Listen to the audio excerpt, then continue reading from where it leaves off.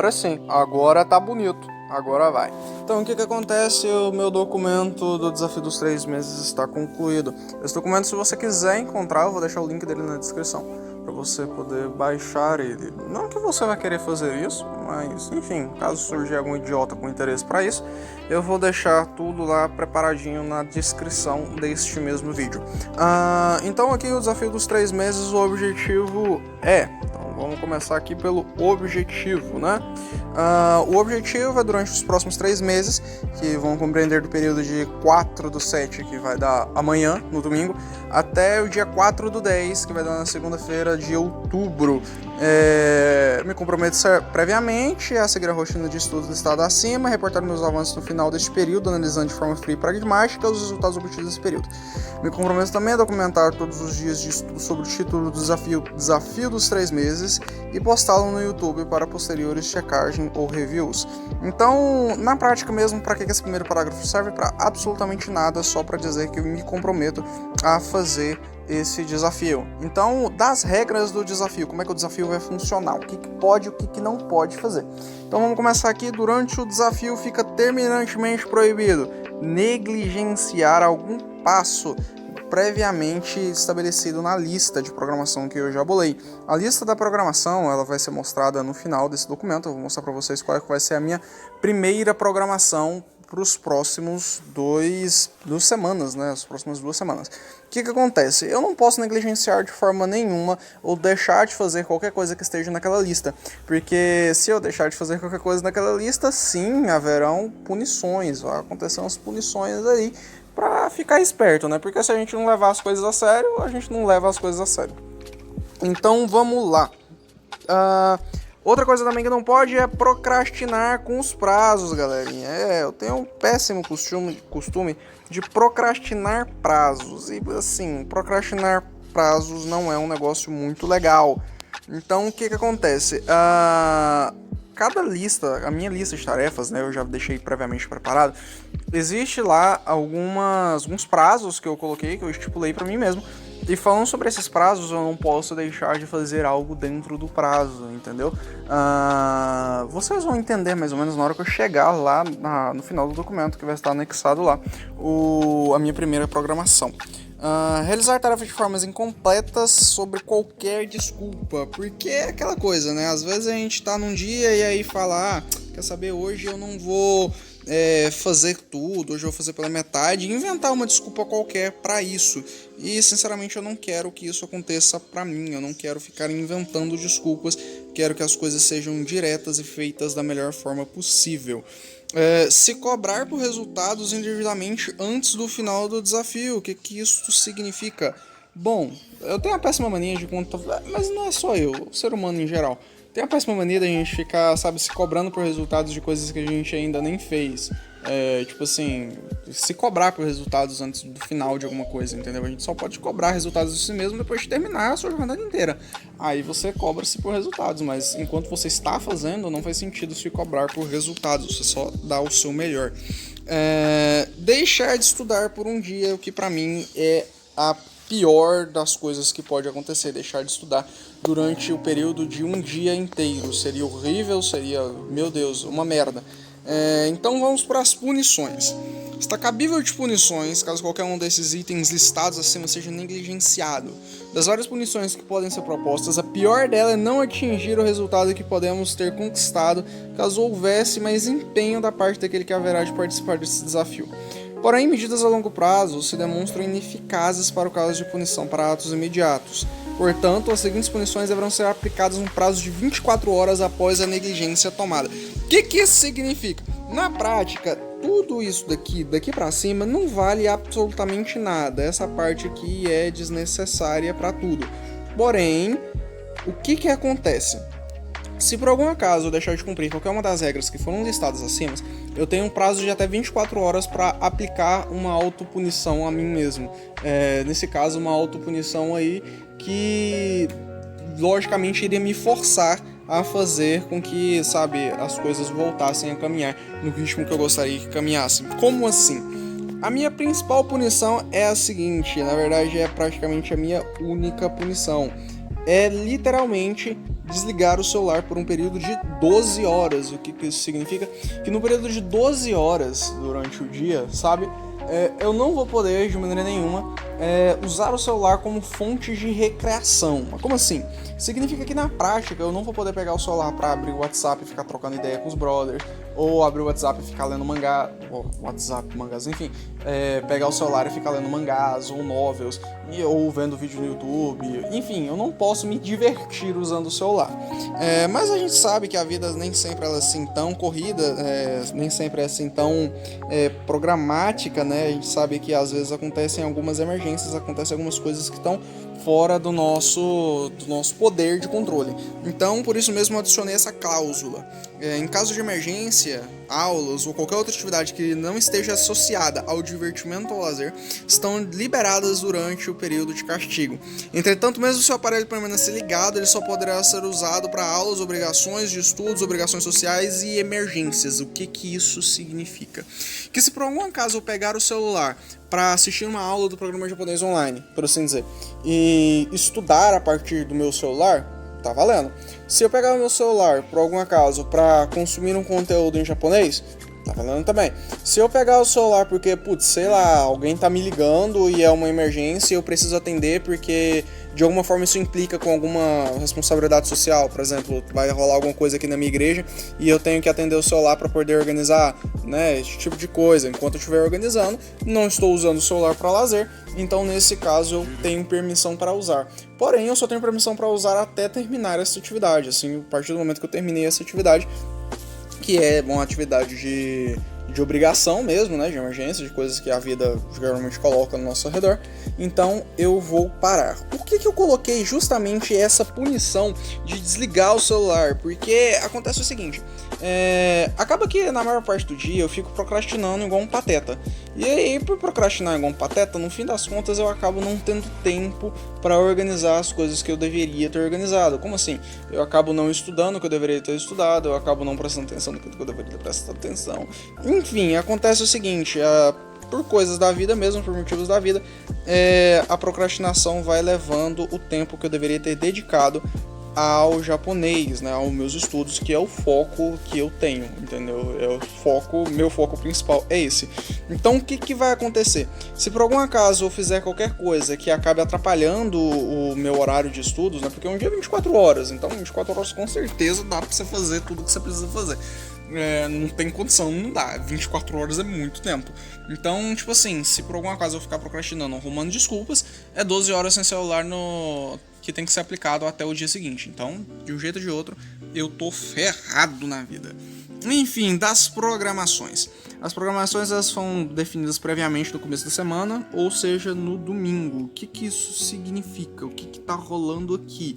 Todo domingo eu tenho que inventar uma programação nova para ser seguida. Eu não posso ficar com a mesma programação durante esses 3 meses, até porque esses 3 meses existem com o único motivo de aumentar o meu contato com o idioma, aumentar a superfície de contato que eu tenho com o idioma, descolar mais vocabulário e tudo mais. Então, obviamente, tendo esse o foco, eu não posso de forma nenhuma ficar sempre na mesma rotina, pegar um blog na internet para traduzir. Não tem como, a gente vai variar, a gente vai aí se divertir enquanto estuda, porque é assim mesmo, tem que ser assim. Por lei, as programações devem ser feitas por um período de 1 semana, 7 dias contando no dia em que foi criada, valendo, portanto, durante todo esse período. O que isso aqui significa? Significa que é o seguinte, assim que eu bolar, entendeu, a programação, a programação, ela tem que funcionar o seguinte, ela tem que estar listada lá durante 1 semana, o que eu vou fazer durante a semana inteira. Então eu não posso bolar uma programação que, por algum acaso, de acordo com as minhas expectativas, ela vai acabar no meio da semana, por exemplo. Eu vou estudar uma série de aulas do programa japonês online, por assim dizer.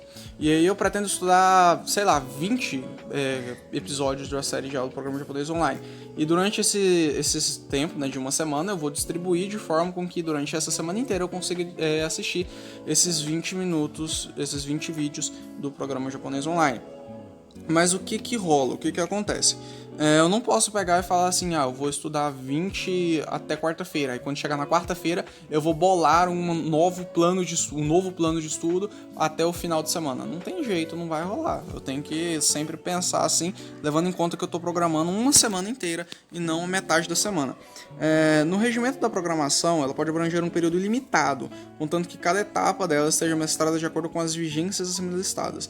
De modo geral, uma programação deve conter a lista de todos os afazeres que devem ser realizados durante a semana, podendo ser repetido por várias semanas até o seu objetivo estar concluído. Então, o que acontece aqui? O que está rolando nesse pedaço? Acontece o seguinte, de modo geral, eu posso ir lá e bolar a minha programação normal, entendeu? Eu tô bolando aí a minha programação, tranquilão.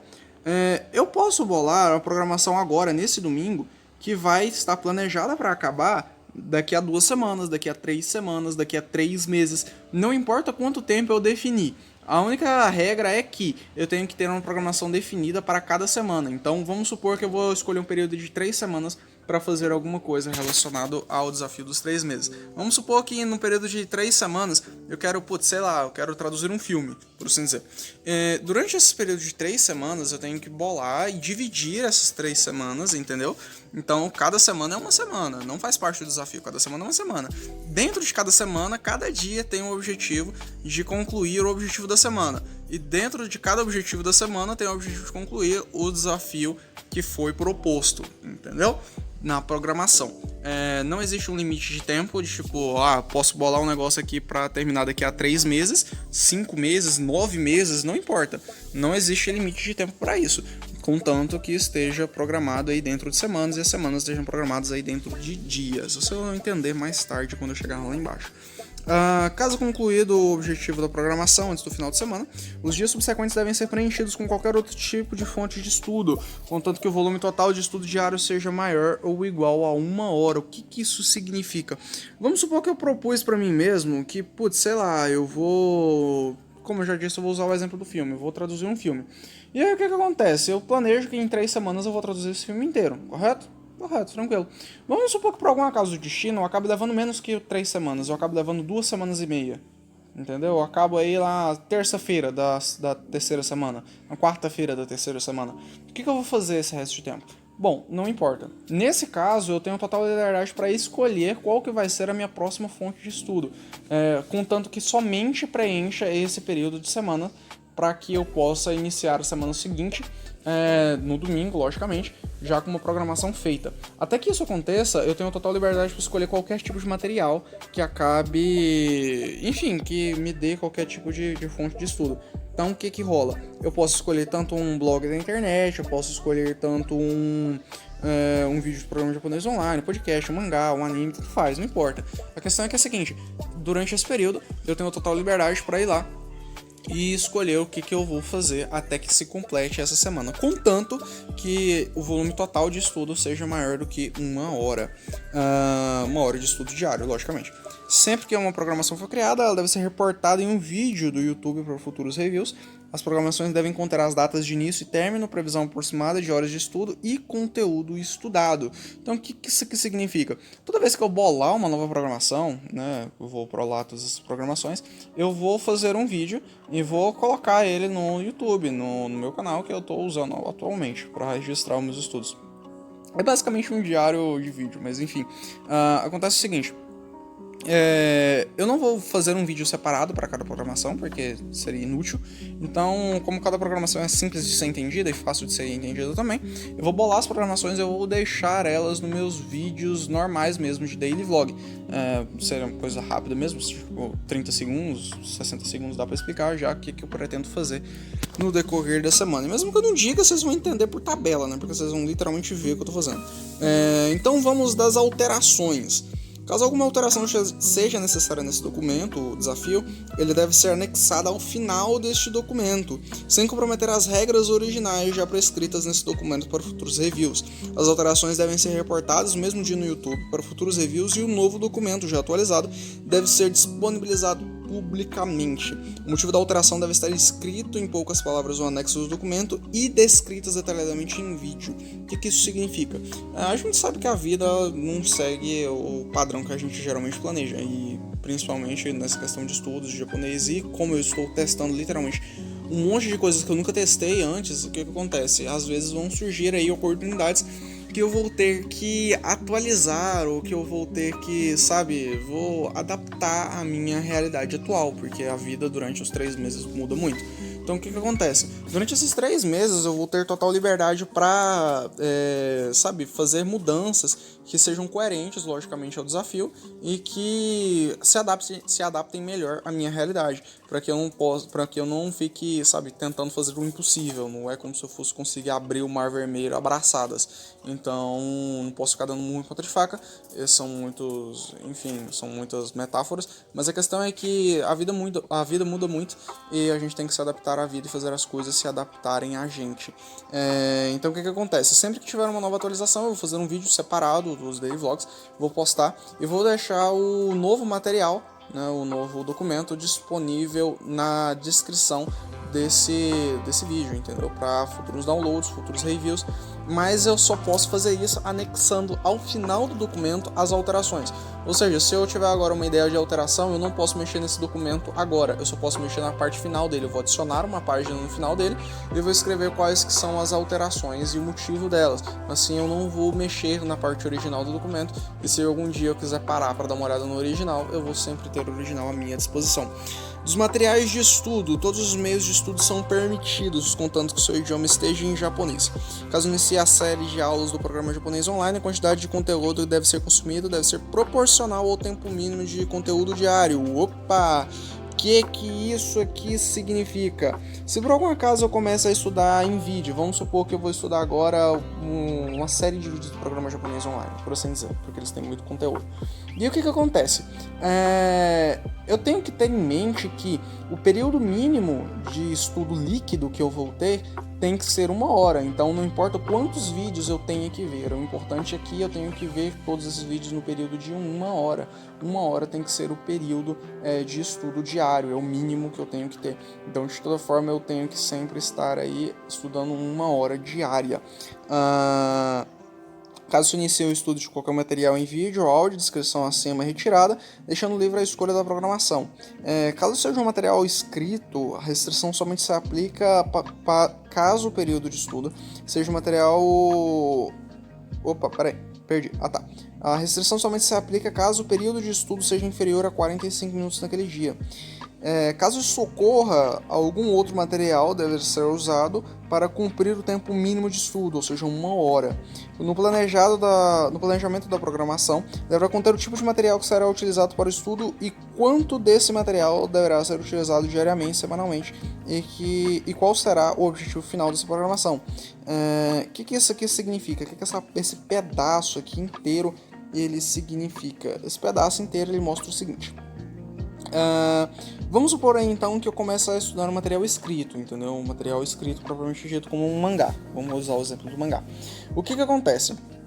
Eu tenho que ter em mente que eu vou estudar durante 1 hora, então eu tenho que separar as páginas, por assim dizer, quantas páginas eu vou fazer para que consuma, entendeu, 1 hora de estudos, para que dê 1 hora de estudos. É obrigatório estudar no mínimo 1 hora. Mas nesse caso, se eu conseguir terminar o que já foi prescrito para mim em até 45 minutos, então eu já considero como se fosse 1 hora. 15 minutinhos aí a gente às vezes dá de folga pra si mesmo, é normal. Mas se por algum outro acaso de destino eu acabar fazendo tudo que eu tenho que fazer, só que muito mais rápido, tipo menos de 45 minutos, então eu tenho que completar isso e continuar naquele material, continuar vendo as páginas, continuar, enfim, estudando até que complete no mínimo 1 hora. Então, se eu estudar menos de 30 minutos, eu tenho que continuar estudando até completar 1 hora. Se eu estudar e fizer tudo em menos de... se eu fizer tudo em mais de 45 minutos, então tá tudo safe, tá tudo bem. O que acontece? Agora vamos aqui para as programações. Essa daqui é a minha programação para as 2 semanas que estão por vir. Sim, eu fiz uma programação agora de 2 semanas. Vai começar no dia 4/7, ou seja, amanhã, e vai durar aí até o dia 17/3, ou seja, vão ser aí 2 semaninhas. Vão começar amanhã no domingo e terminar no sábado, passando o sábado que vem agora no outro. E aí o que acontece? Vão ser aí, eu vou estudar o mangá Boku no Hero, porque Boku no Hero é bom, eu gosto bastante, principalmente agora nessa última saga, tá muito top. E o que acontece? Eu achei no aplicativo de mangás que eu uso, o Tachiomi, eu achei as house do mangá. E aí eu vou pegar as house desse mangá, vou pegar os capítulos 306 a 312, ou seja, eu vou pegar o capítulo completamente em japonês, do 306 ao 312. E eu tenho um período aí de 2 semanas para poder estudar com esses 6 capítulos aí. E aí o que acontece? Cada dia eu vou estudar aí 7 páginas, vou revisar o Anki e adicionar 12 cards no Anki e consumir um conteúdo em japonês. Eu não vou escutar mais os podcasts, porque depois de um período de reflexão aí de uns 45 segundos, ou menos, eu percebi que se você só escuta os podcasts, mas no fim das contas você não sai para pesquisar os podcasts ou coisa do tipo, acaba que você tá só consumindo o mesmo conteúdo várias e várias vezes, você não tá aprendendo nada ali, você só tá escutando, e a mesma coisa, 300 bilhões de vezes. E aí o que acontece? Vendo que esse método de estudo que eu estou atualmente fazendo não está sendo muito satisfatório para a minha pessoinha, o que vai acontecer? Eu vou parar de escutar esses podcasts e vou substituir escutar esses podcasts por consumir um conteúdo qualquer em japonês, coisa que eu já estou fazendo. Então, na prática mesmo, eu vou ter menos uma coisa para fazer. Então, na primeira semana vai funcionar assim: estudar 7 páginas, revisar o Anki, adicionar 12 cards no Anki e consumir um conteúdo em japonês. Isso durante a primeira semana. Na segunda semana, eu vou continuar estudando 7 páginas, revisando o Anki, mas quanto ao Anki, eu vou adicionar somente 9 páginas, ou seja, eu vou adicionar 12 na primeira semana e 9 na segunda semana. E vou consumir o conteúdo. Por que isso? Porque a língua enrolou, aguenta aí. Se eu continuar só adicionando cards no Anki toda a vida, 12 cards todos os dias, acaba que o meu Anki vai sobrecarregar, eu vou ter uma sobrecarga de Anki muito grande. Então eu planejei na primeira semana adicionar 12 cards, porque como eu já tenho experiência em adicionar 12 cards por um período de tempo aí muito longo, já foram bem mais de 2 semanas que eu continuei adicionando cards no Anki. E aí o que acontece? Eu tenho noção que se eu adicionar 12 cards durante uma semana, eu não vou sobrecarregar tanto assim o meu Anki. E depois dessas 2 semanas eu vou dar um tempo pro Anki passar, entendeu? Não vou parar de adicionar, não vou adicionar poucos cards, vou adicionar 9 cards, que é uma diferença de 3 cards aí, na prática mesmo não sei, uma diferença de 27 cards no final. 21 cards na verdade, 3 vezes 7, 21. Então vão ser aí uma diferença aí de 21 cards que não fazem tanta diferença assim no fim das contas, mas vai ser bom para dar uma ajudada para espaçar o Anki, e assim meu Anki não vai sobrecarregar, não vai ficar aquela coisa monstruosa de se ver. E aí o que só acontece? O que são as minhas previsões, né? O que eu espero obter no final disso tudo? Eu espero obter isso aqui, ó. Acontece o seguinte: eu espero obter 98 páginas estudadas mangá de Boku no Hero, ou seja, eu vou ter estudado aí em média 98 páginas. Lógico que eu não tenho aí a quantidade de páginas corretas de todos os capítulos e tal, mas na média que eu tô fazendo, a média que eu fiz foi essa daí, de 98 páginas. Eu acho que vai dar pra fazer umas 98 páginas nesse período de 2 semanas. 147 cards adicionados no Anki, tendo em vista aí toda a programação que eu fiz, de adicionar 12 cards, adicionar 9 cards. Então, somando tudo aí, dá 147 cards no Anki e 84 minutos de tempo de consumo de japonês. Isso daqui, claro, é só uma estimativa, mas o que acontece? Geralmente, eu escuto aí um conteúdo aí de 5 minutos e meio. E eu adicionei 6 minutos, né? Arredondei para 6 minutos. Se eu consumir um conteúdo aí de 6 minutos todos os dias, eu vou ter consumido praticamente 1 hora e 25 minutos de conteúdo no total. Isso é muita coisa, é bastante coisa mesmo, principalmente na velocidade que os caras falam. Eles falam muito rápido, então é muita coisa em muito pouco tempo. Ou seja, o que isso acontece? O que isso vai me dar? Vai me dar muito mais listening. Então é isso aí, esse vai ser o desafio dos 3 meses, é assim que as coisas vão funcionar. Eu espero que dê tudo certo. E se não der, eu vou fazer dar mesmo assim, mesmo que seja na base da bicuda. Então eu vou finalizar o vídeo por aqui, eu vou postar ele logo de cara e mandar pra vocês. Provavelmente ficou um pouco longo, mas eu sinceramente não tô nem aí. Então até mais.